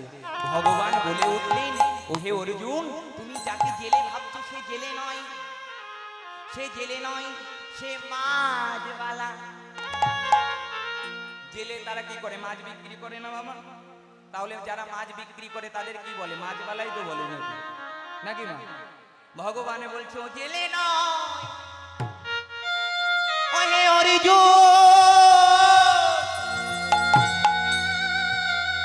ও যে মাছবালা ও যে মাঝবালা ও যে মাঝখানের বালা মাঝখানের বালা ও যে মাঝনে ঘষতে বালা ও মেজে ঘষে পরিষ্কার করনে वाला ও নাম মাজ वाला ও মাজনে वाला ও ধোনে বালা ও পরিষ্কার করনে বালা ओ माछखान की वाला जिस बाला के लिए मिलता है हमारा राधा गोविंद बाला ও হচ্ছে মাছবালা ও মাছবালা নট এবার মাছবালা জেলে ও হচ্ছে মাজনে ঘষনে वाला মাজনে ঘষনে वाला কাকে বলে মা তোমরা সকাল বেলায় মেজে ঘষে হাড়ি কুড়ি পরিষ্কার করো না কালি মালি তুলে ফেলো তাই তো তাই গোবিন্দ আমার বলছে ও মাজনে ঘষনে वाला বলছে ওরে অর্জুন যে তোকে মেজে ঘষে পরিষ্কার করবে তোর ভিতরের ময়লা তোর ভিতরের আবর্জনা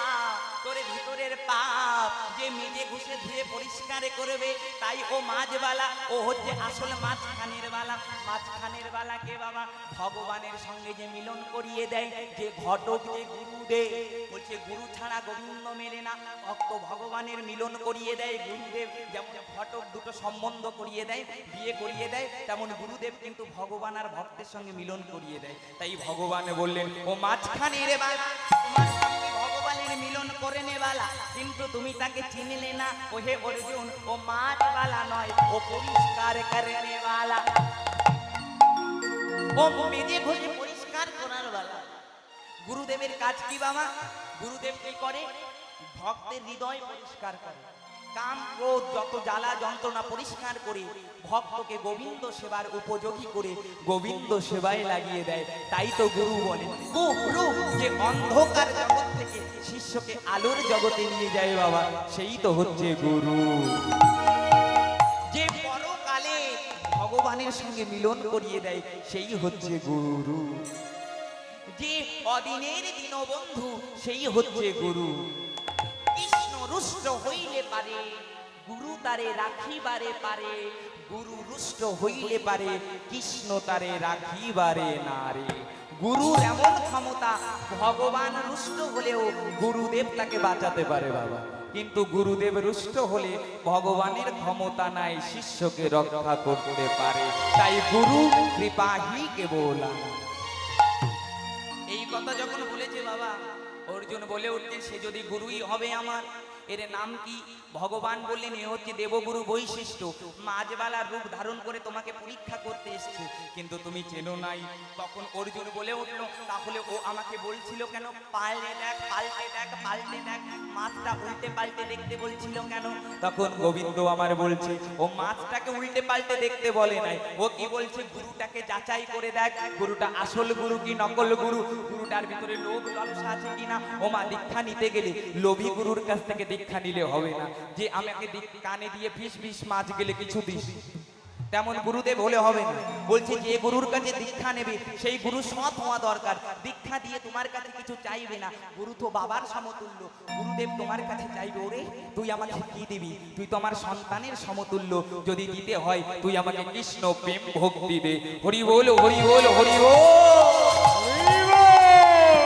তবেই সেই গুরুর কাছ থেকে দীক্ষা নিয়ে তোমার কৃষ্ণ ভক্তি প্রাপ্তি হবে না হলে কিন্তু হবে না তখন ভগবান বলল ও পাল্টে দেখতে বলে নাই ও বলেছে পায়ে দেখ পায়ে পায়ে কার পায়ে গুরুদেবের পায়েই তো উপায় পায়ে যে পায়ে দেখে সেই তো পেয়ে যায় যে পায়ে পড়ে তারই তো উপায় হয় তাই ভগবানের পায়ে বলি হে ভগবান তোমার চরণ চাই তাই তো বাবা তাই তো আমরা ভগবানের কাছে বলি না ভগবান তোমার চরণ দাও বলি তো বাবা বলছি গুরুদেবকে বলি না গুরুদেব চরণে নমস্কার করে তুমি আশীর্বাদ করো তাহলে আমরা কিন্তু সবাই চরণ চাই পায়ে চাই পায়েই আমরা উপায় চাই তাই বলছে ওই পায়ে দেখতে বললো পায়েই তো উপায় আছে ওই পায়ে পড়লেই তুমি গোবিন্দকে পেয়ে যেতে ও হে অর্জুন তোমার হলো না অর্জুন তখন আমার গোবিন্দ চরণে বলছে হে গোবিন্দ তাহলে কি আমার দীক্ষা হবে না গোবিন্দ আমার বলে উঠলো হবে কোন দিন হবে জানো বলি যেদিন তোমার রাধা কৃপা হবে হরি বল তোমার রাধা কৃপা যেদিন তোমার রাধা কৃপা হবে বলি সেদিন সেদিনই তোমার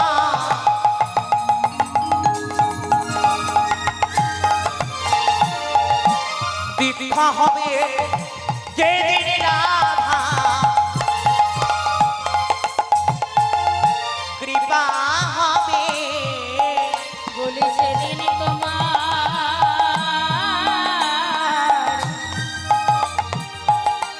দীক্ষা হবে, সেদিন তোমার রাধা কৃপা হবে। রাধা কৃপা ছাড়া তোমার দীক্ষা হবে না। আগে যেদিন তোমার রাধা কৃপা হবে মা, তাই দেখবেন রাধা কৃপা না হলে কিন্তু বৃন্দাবনে যাওয়া যায় না। দেখবেন অনেক মানুষের টাকা আছে, পয়সা আছে, কিন্তু তারা বৃন্দাবনে যেতে চায় না। বৃন্দাবনে যেতে চায় না, তাদের মনে আসে না বৃন্দাবনে যাবো কেন, নাকি রাধারানীর কৃপা হয় নাই। কিন্তু অনেক ভিখারি সে ভিক্ষা করে করে বৃন্দাবনে চলে যাচ্ছে, কেন, নাকি তার রাধা কৃপা হয়েছে মা। তাই আমাদেরও সকাল সকাল গুরু চরণ আশ্রয় করতে হবে। গুরু চরণ না আশ্রয় করলে আমরা গোবিন্দ কৃপা পাবো না। গোবিন্দকে খেতে দিলেও গোবিন্দ খাবে না। কেন জানো মা, অদীক্ষিত মানুষের হাতের জল মূত্র সমতুল্য, আর অদীক্ষিত মানুষের হাতের অন্ন বিষ্ঠা সমতুল্য। তাই আমাদের পবিত্র হতে হবে, গুরুচরণ আশ্রয় করে দীক্ষা শিক্ষা নিয়ে, তবেই কিন্তু আমরা গোবিন্দকে পাবো। এইদিকে মনে হয় নাই বা খুব সুন্দর। একবার আপন আপন গুরুদেবের নামে জয় জয় গুরুদেব কি। বাহ, খুব সুন্দর। এই গুরুদেবের কথা যখন হলো একটু বলবো নাকি? হ্যাঁ, একটু বলবো। এই যে বাবা, এই শোনো শোনো, এই যে বাবা, এই যে গুরু পূর্ণিমা ক তারিখে? গুরু পূর্ণিমা ক তারিখে? বৈশাখ মাসের ক তারিখে? গুরু পূর্ণিমা, গুরু পূর্ণিমা, গুরু পূর্ণিমা নাম শুনেছো? হ্যাঁ, 21 তারিখে, তাই তো বাবা, বাংলার 21 তারিখ। বৈশাখের 21 তারিখে গুরু পূর্ণিমা। এই যে শুনে নাও মা, যারা দীক্ষা নিয়েছো, গুরু পূর্ণিমার দিনে কি করতে হয়। গুরু পূর্ণিমার দিনে কি করলে পারে তোমাদের ভাগ্য খুলে যাবে। গুরু পূর্ণিমার দিনে কি কর্ম করলে পারে গুরুদেবের কৃপা হয়। গুরু পূর্ণিমার দিনে আমাদের কি কি করা দরকার। শুধু দীক্ষা নিলে হবে না, দীক্ষা নিয়ে ছেড়ে দিলাম তাহলে পাপ হয়ে যাবে মা। দীক্ষা নেবার পরে গুরু কর্ম করতে হয়। যে জীব দীক্ষা নেবার পরে গুরু কর্ম করে না, তার নরকে যেতে হয় মা। শাস্ত্রে বর্ণনা করলেন, দীক্ষা নেবার পরে যদি কেউ মৃত্যুবরণ করে, গুরু কৃপাহি কেবলম, গুরু কৃপায়, গুরুর আশীর্বাদে সে পুনরায় আবার মনুষ্য কুলে জন্ম নিয়ে হরি ভজন করতে পারে। বলছে দীক্ষা নেবার আগে যদি কেউ পাপ করে, দীক্ষা নেবার পরে সেই পাপ ক্ষয় হয়ে যায়।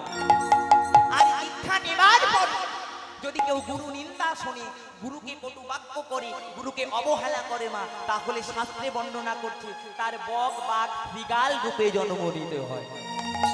যে গুরু চরণ আশ্রয় করেছেন আপনারা, আপন আপন গুরুকে কখনো নিন্দা করবেন না।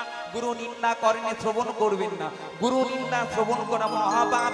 গুরু নিন্দা যদি কেউ শ্রবণ করে, গুরুকে কটু বাক্য করে, গুরুর কথা না পালন করে, গুরুকে ভক্তি না করে, গুরুর চরণ সেবা না করে, বলছে সেই ব্যক্তি মৃত্যুর পরে বক বাঘ বিগাল রূপে তার জন্ম নিতে হয়। তবে বাবা গুরু দু রকমের, তাই তো, একটা সদ্গুরু আর একটা অসৎগুরু। বলছে সেই গুরুর সঙ্গ করো যে গুরু সদ্গুরু। এমন এমন গুরু আছে বাবা, কানে দিয়ে ফিস ফিস, মাস গেলে কিছু দিস নাকি। আসলেই বলবে তোর গুরু মার মাজার ব্যথা কিছু দে, আজকে মন্দির করব কিছু দে, শুধু দে আর দে। ও মনে হয় লক্ষ্মীর ভান্ডার পেয়ে নিয়েছে। শিষ্যের বাড়ি আসলেই শুধু দে দে। আমি বলছি জ্বালায় জ্বালায়, আবার ও এসে জ্বালাচ্ছে।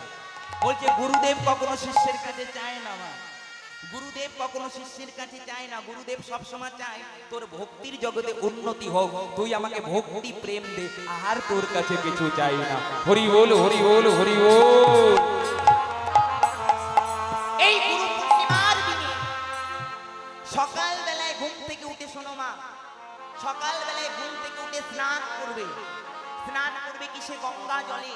যদি গঙ্গা জল না থাকে, টিউবওয়েলের জলে পুকুরের জলে একটু কর্পূর মিশিয়ে যদি স্নান করতে পারো তুমি শুদ্ধ হয়ে যাবে। কর্পূর মিশিয়ে স্নান করে যদি গুরুর পাটে যেতে পারো, গুরুর সঙ্গে দেখা করতে পারো তো খুবই ভালো। যদি গুরুর সঙ্গে দেখা না করতে পারো, গুরুর ফটো কিংবা গুরুর চিত্রে হলুদ ফুল নিবেদন করবেন। হলুদ ফুল নিবেদন করলে কি হয়, গুরুদেবের কৃপা পাওয়া যায়। হলুদ ফুল দান করলে পারে বিপদ কেটে যায়। হলুদ ফুল দান করলে পারে কৃষ্ণ ভক্তি জন্ম নেয়। বলছে গুরু পূর্ণিমার দিনে গুরুদেবের চরণ ভজনা করতে হয়, গুরুদেবের চরণ পূজা করতে হয়, গুরুদেবকে সেবা দিতে হয়, গুরুদেবকে দান করতে হয়। আপনার যেমন ক্ষমতা এদিন গুরুদেবকে দান করবেন, আপনার কৃষ্ণ ভক্তি প্রাপ্তি হবে, গুরু কৃপা হবে। এই দিন জগতে প্রত্যেকটা জীব নিজ নিজ গুরুকে পুজো করবে। শুধু দীক্ষা গুরু আমার গুরু নয় বাবা, আসল গুরু হচ্ছে মা বাবা। এই গুরু পূর্ণিমার দিনে, এই বুদ্ধ পূর্ণিমার দিনে বুদ্ধ আমার নির্বাণ লাভ করেছিল, ভগবানকে লাভ করেছিল, তিনি শান্তির বার্তা সারা জগতে দিয়েছিল। বলছে এই বুদ্ধ পূর্ণিমার দিনে, এই গুরু পূর্ণিমার দিনে তুমিও যদি তোমার জগতে জননী মা, জন্মদাতা মা, তোমার পিতার চরণে সকাল বেলায় ঘুম থেকে উঠে প্রণাম করতে পারো, তোমার 14 তীর্থ ভ্রমণ করার সমতুল্য হয়ে যাবে। আর এদিনকে মা বাবা যে আশীর্বাদ দেবে, তোমার জীবনে কোনোদিন অমঙ্গল হবে না, তুমি রাধা গোবিন্দের চরণে পেয়ে যাবে। তাই গৌর হরিবল হরিবল। আসল গুরু তোমার মা বাবা। এই দিন ঘুম থেকে উঠে মা বাবাকে প্রণাম করে তোমার সাধ্য মতন মাকে একটা নতুন বসন দাও, তোমার বাবাকে একটা নতুন বসন দাও, তোমার লাভ আছে।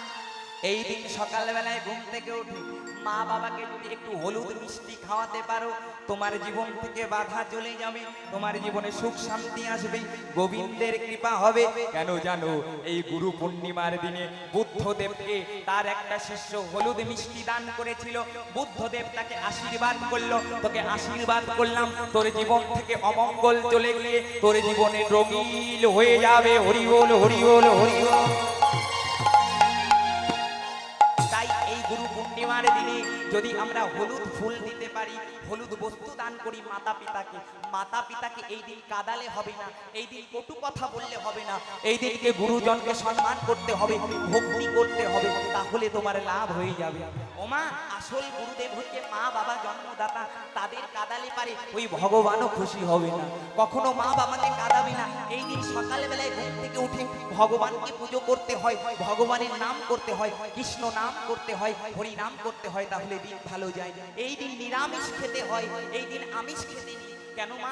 আমাবস্যা পূর্ণিমাতে আমিষ খেলে পারে দেহের রোগ ব্যাধি হয়, অসুর শক্তির আগমন হয়। এই দিন যদি আমরা নিরামিষ খেয়ে গুরুদেবের চরণে, গোবিন্দ চরণে একটু পরমান্ন রন্ধন করে দিতে পারি, আমাদের পরমায়ু বৃদ্ধি হবে, আমাদের ভক্তি লাভ হবে। মা, সংসার থেকে জ্বালা যন্ত্রণা দূর হবে কি করে? এই দিন যদি তোমরা একটা দরিদ্র ভিখারিকে একটু হলুদ কাপড় দান করতে পারো, হলুদ মিষ্টি দান করতে পারো, যদি মা লক্ষ্মীর চরণে এই গুরু পূর্ণিমার দিনে একটা পদ্ম ফুল দিতে পারো, না হলে একটা গোলাপ ফুল দিতে পারো, ওমা, তোমার সংসারে অনেক অভাব, অনেক জ্বালা, অনেক যন্ত্রণা, গুরুদেবের কৃপা হবে কি করে? শুনে নাও মা, 3টে সুপরি, একটা কাঁচা হলুদ আর 3টে কড়ি একটা হলুদে কাপড়ে বেঁধে মা লক্ষ্মীর চরণে ওটা পুজো দিয়ে যদি তোমার আলমারিতে তুলে রাখতে পারো, তোমার ঘরের দরজায় ঝুলিয়ে দিতে পারো, ওমা, ওই লক্ষ্মী পুজোর কোন দিন হয়? নাকি পূর্ণিমার দিনে, তাই তো? লক্ষ্মী পুজো পূর্ণিমার দিনে হয়। তো এই বুদ্ধ পূর্ণিমার দিনে তোমাদের সংসারে সুখ শান্তি আনতে গেলে মা লক্ষ্মীর যদি পুজো করতে পারো, এই জিনিসগুলো নিবেদন করে তোমার বাড়ি থেকে অলক্ষ্মী চলে যাবে, কোনোদিন আর অভাব হবে না। নিতাই গৌর হরি বল হরি বল হরি বল। তাই আসল গুরু হচ্ছে মা বাবা। এই মা বাবাকে এই দিন কষ্ট দেবে না। এই বুদ্ধ পূর্ণিমা, গুরু পূর্ণিমার দিনে কেউ যদি মা বাবাকে কাঁদায়, তার তাহলে তো নরকে যেতে হয়। এই ভুলটা কখনো করবে না, কারোর সঙ্গে ঝগড়া করবে না, অশান্তি করবে না। এই দিন সাধু সঙ্গ করতে হয়, কৃষ্ণ নাম করতে হয়। আপনার কৃষ্ণ ভক্তি প্রাপ্তি হচ্ছে না, এই দিন একটা গীতা দান করুন। আপনার সন্তান কৃষ্ণ ভক্ত হচ্ছে না, এই দিন দীক্ষা দান করুন। আপনার সন্তানের অনেক অবাধ্য, আপনার সন্তান কথা শুনছে না, এই গুরু পূর্ণিমার দিন তুলসী মালা গলায় ধারণ করা, দেখবেন আপনার সংসারে মঙ্গল হবে এই গুরু পূর্ণিমার দিনই। আর একটা কথা বলি মা, গোবিন্দ চরণে 51টা তুলসী পাতা যদি নিবেদন করতে পারো, একটু রক্তচন্দন কালো তিল দিয়ে গোবিন্দায় নম বলে, তোমার সংসারে কৃষ্ণ ভক্তির আগমন হবে, তোমার বাড়িতে গুরু কৃপা হবে, গোবিন্দের কৃপা হবে, সমস্ত অভাব চলে যাবে। নিতাই গৌর হরি বল, হরি বল, হরি বল, হরি বল।